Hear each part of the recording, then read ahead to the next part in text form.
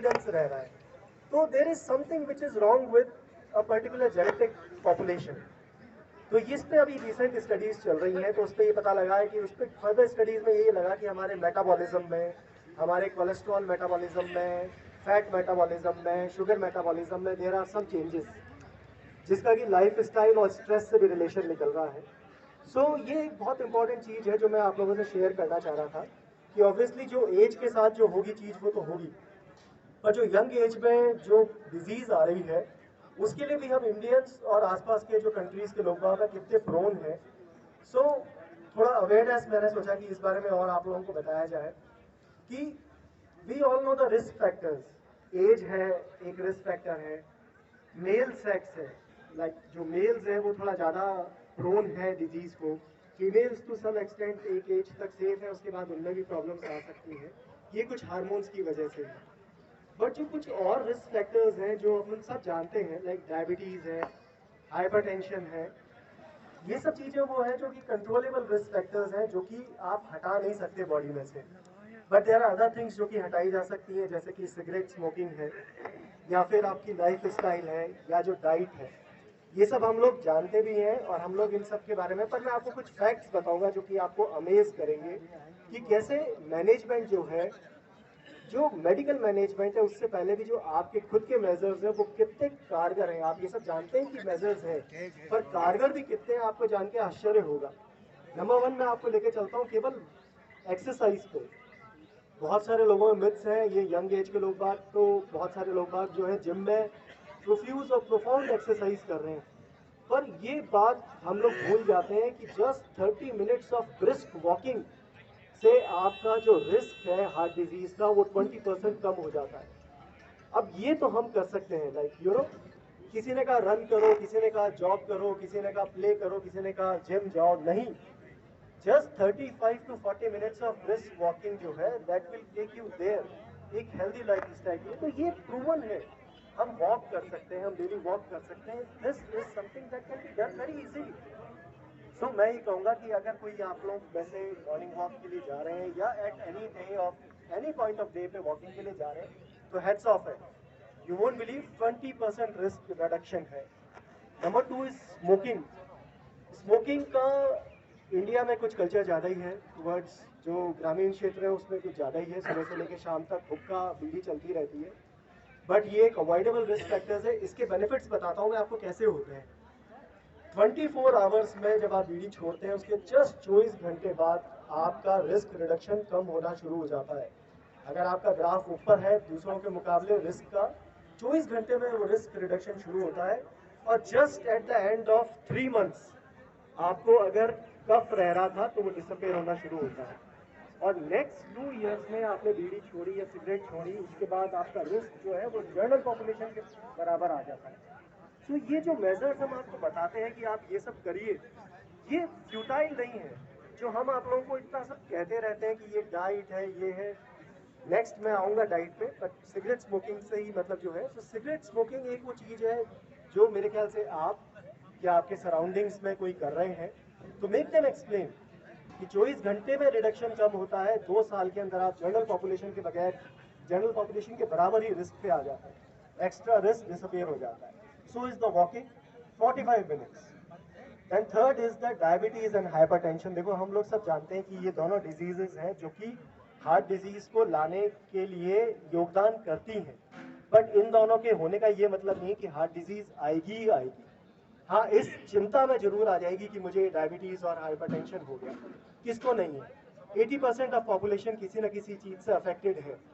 But आप ये सब करो, आप डाइट मैनेजमेंट करो, आप ब्रिस्क वॉकिंग करो, एंड ड्रग्स प्लीज, ये दवाइयाँ दुश्मन नहीं है, बट कभी ली कभी नहीं ली वो ली जो टेंडेंसी है दैट इज एक्सट्रीमली बैड।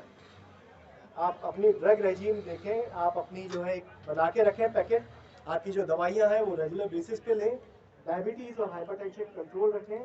अगर आपकी ब्लड शुगर 120-130 से नीचे रह रही है एंड आपका ब्लड प्रेशर 130-80 पे रह रहा है, तो believe me again 25% risk reduction हो जाता है हार्ट डिजीज का।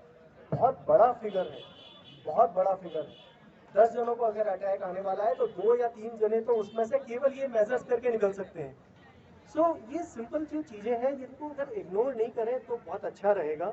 जो हर जगह हम ये बोलते रहते हैं आप प्रिवेंशन करो, प्रिवेंशन करो, प्रिवेंशन करो, उसका अगर आप गाइडलाइन देखेंगे तो ये परसेंटेजेस में इतना फ़र्क डालता है। Then next is the diet, जिस पे कि आप सब जने मेरे ख्याल से व्याख्यान पे व्याख्यान हो चुके हैं। बट कोलेस्ट्रॉल जो एक मिथ है वो ये है कि 65% जो कोलेस्ट्रॉल है आपकी अपनी बॉडी ही बनाती है, और बॉडी सब कुछ ठीक बनाती है। ये कोलेस्ट्रॉल लिवर में बनता है, आपकी बाकी ऑर्गन्स में जाता है, वहाँ से जो थोड़ा बहुत बैड कोलेस्ट्रॉल है उसको वापस लेकर आता है लिवर में और वहाँ पे उसको डाइजेस्ट कराता है। 35% कोलेस्ट्रॉल हम बाहर से लेते हैं, बस ये 35% कोलेस्ट्रॉल का जो रेशियो रिवर्स हो गया है। अब जो हम डाइट ले रहे हैं उसको अगर हम देखें तो उसके अंदर अब 65% कोलेस्ट्रॉल या ट्राइग्लिसराइड्स हम बाहर से ले रहे हैं। सो डाइट का जो है वो वी नो, हमारे ऑयल्स किस तरह के हों, बहुत सारी मिथ्स रहती हैं। बट एक चीज़ अभी मेडिकल लिटरेचर में भी आने लगा है कि गाय का जो प्योर घी है दैट इज़ नॉट हार्मफुल। अति किसी की नहीं कर सकते आप, पर गाय का घी जो है वो नुकसान नहीं कर रहा है। ये तो अब लिटरेचर में भी आने लगा है। ये पहले केवल हमारे जो है शास्त्रों में और इन चीज़ों में था, पर अब ये लिटरेचर में आने लगी है चीज़। नेक्स्ट जो है हमारे जो ऑयल्स हैं, आप जब ऑयल खरीदने जाते हैं तो देख लिया कीजिए, उसमें दो टर्म्स हैं, पूफा एंड मूफा। पूफा जो है वो पॉली अनसैचुरेटेड फैट्स होते हैं, these are very good for your health. दूसरा होता है मोनो अनसैचुरेटेड, ये भी ठीक है। जो सैचुरेटेड फैट्स हैं, जो पहले घी, डालडा घी और ये सब आते थे, दीज आर बैड। सो इनके अपने अपने एग्जाम्पल्स हैं, लाइक कोकोनट ऑयल जो है वो सैचुरेटेड है। सो coconut oil is not considered good for health, even medical literature में ये है। ग्राउंडनट जो ऑयल है जो अपन बहुत फ्रिक्वेंटली यूज़ करते हैं वो मोनो अनसैचुरेटेड ऑयल है, और डीप कुकिंग के लिए ये ऑयल अगर यूज़ करते हैं हम घर पे फ्राइंग के लिए तो ये यूज़ होता है। बिकॉज जो पॉली अनसैचुरेटेड है, सनफ्लावर, सैफ्लावर, ये थोड़े से कम यूज़ होते हैं। Even olive oil is also very good, तो ये भी अपने जो सैलेड्स में यूज़ होता है पर रेगुलर यूज़ में नहीं होते। तो हम ज़्यादातर मोनो अनसैचुरेटेड फैटी जो है वो यूज़ करते हैं। घर पे भी हम यही यूज़ करते हैं, ग्राउंडनट का जो ऑयल है सबसे ज़्यादा यूज़ होता है। मस्टर्ड ऑयल भी उसी में ही आता है, सरसों का तेल, ये भी मोनो अनसैचुरेटेड में आता है। तो ये दोनों तेल काफ़ी फ्रिक्वेंटली यूज़ होते हैं, आई थिंक आप यूज़ कर सकते हैं। जो नहीं यूज़ करना है वो सैचुरेटेड जो है वो घी वगैरह जो है। इसके सिवा डाइट पे I think this much is enough. अगर आप इतना भी कर लेते हैं कि अपने ऑयल्स वगैरह चेक कर लें और बाहर की चीज़ें जो है जो ज़्यादा खाने में आ रही है वो नहीं खाते, पिज़्ज़ा, पेस्ट्रीज, बर्गर्स ये नहीं लेते हैं, तो बॉडी में जो कोलेस्ट्रॉल बन रहा है वो ठीक है। और जो हम कोलेस्ट्रॉल की जांच कर रहे हैं उसमें भी हम, अगर आप एक 180 के लेवल से आपका अगर 200 आ गया है तो वो नुकसान नहीं करेगा। प्लीज़ उस पर स्ट्रेस नहीं लें, मेरा कोलेस्ट्रॉल 200 है, अपर लिमिट तो 180 लिखी हुई है जांच में, नहीं। वो कोलेस्ट्रॉल लेवल जो आपको नुकसान करते हैं वो प्रोबेबली मल्टीपल लेवल्स में होते हैं। 180 की जगह वो आपका जो है वो 300 हो जाए, 350 हो जाए, परसिस्टेंटली इतना रहे, तब आप हमसे कहिए, हम आपको बताएंगे हाँ ये आपके लिए रिस्की है। अदरवाइज हमेशा एक छोटी सी वैल्यू ज़्यादा होने से आप चिंता करें, ये बिल्कुल भी लाजमी नहीं है। तो कोलेस्ट्रॉल्स के बारे में कुछ मिथ जो मैं हटा सकता हूँ वो मैं हटा रहा हूँ। बाकी अभी और क्वेश्चन आंसर फॉरवर्ड में जो है वो आप लोग भी, I think you can ask me later on. So हम ये छोटे छोटे मेजर्स जो हैं, डाइट हुआ, एक्सरसाइज हुआ, डायबिटीज़ हाइपरटेंशन कंट्रोल हुआ, स्मोकिंग हुआ, ये सब चीज़ें करने से हम लोग अपना 25% जो रिस्क रिडक्शन कर रहे हैं।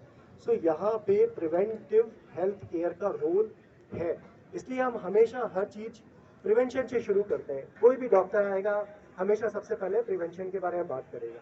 सो इट इज़ इम्पॉर्टेंट, आप लोग ये सब समझेंगे।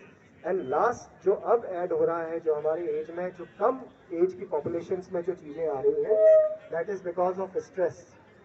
आई थिंक आप लोग सब जने तो उस एज पे आ गए हैं जब आप लोगों ने अपनी लाइफ एक हेल्दी तरीके से जी है। मैंने अपने फादर को देखा है, रोज़ घूमने जाना, एक पर्टिकुलर ऑफिस आवर्स, घर आके देन अड़ोस पड़ोस के लोगों से ठहाके लगाना, कोई टीवी नहीं, कोई मोबाइल नहीं, कोई भी चीज़ नहीं हुआ करती थी उस ज़माने में, लॉन्ग बैक 80s में, 90s में भी इवन। पर आज की पॉपुलेशन में ऐसा नहीं है। ओवर जिलस तो हमारे, पहली बात तो एस्पिरेशंस बहुत हाई है, गोल्स बहुत हाई हैं। आजकल के बच्चे जो है वो 8 to 8 या 9 to 9 या 7 to 9 कुछ भी काम कर रहे हैं, plus there is no rest, plus बहुत ज़्यादा लाइक प्रेशर है। तो ये स्ट्रेस एक बहुत बुरी चीज़ है जो कि मैं चाहूँगा कि नंबर 1 किलर है आज। सो आई वुड लाइक कि आप अपने बच्चों को एक देखें इस चीज़ को कि वो किस तरह की लाइफस्टाइल फॉलो कर रहे हैं, कितना स्ट्रेस में है कंपनी की वजह से, या उनके गोल्स कैसे हैं। अगर कुछ रोका जा सकता है तो प्लीज़ रोकने की कोशिश करें। This will help them a lot. ये आपके लिए नहीं है पर आपके बच्चों के लिए है तो बैड। एंड लास्ट जो एक और चीज़ जो अब ऐड हुई है वो है स्नोरिंग। इस पे भी जो है वो अभी बहुत कम बात हो पाती है, पर ये भी एक रिस्क फैक्टर में ऐड हुआ है कि स्नोरिंग क्या है। जब आप सो जाते हैं तो आपकी मसल्स रिलैक्स हो जाती हैं, आपकी टंग की मसल्स रिलैक्स होती हैं, वो पीछे फॉल करती हैं, आपको ऑक्सीजन की कमी होती है रात के टाइम पे। तो स्नोरिंग भी एक रिस्क फैक्टर ऐड हुआ है इस वक्त। इसके लिए अब आगे आगे स्लीप थेरेपीज आने लगी हैं, लोग बाग अवेयर होने लगे हैं, कुछ मशीन्स आती हैं स्नोरिंग रोकती है। ये कुछ एस्पेक्ट्स हैं जो आप लोगों की लाइफ से अभी दूर हैं कि स्नोरिंग कितनी हार्ट के लिए डेंजरस हो सकती है। तो इस पर भी मैंने सोचा कि मैं एक आपको पॉइंट बताऊं कि may be this is also very important. So prevention पे आई थिंक अब मैं एक बार चाहूंगा कि प्रिवेंशन पे अगर कोई कुछ पूछना चाहे या और कुछ जानना चाहे तो मोस्ट वेलकम।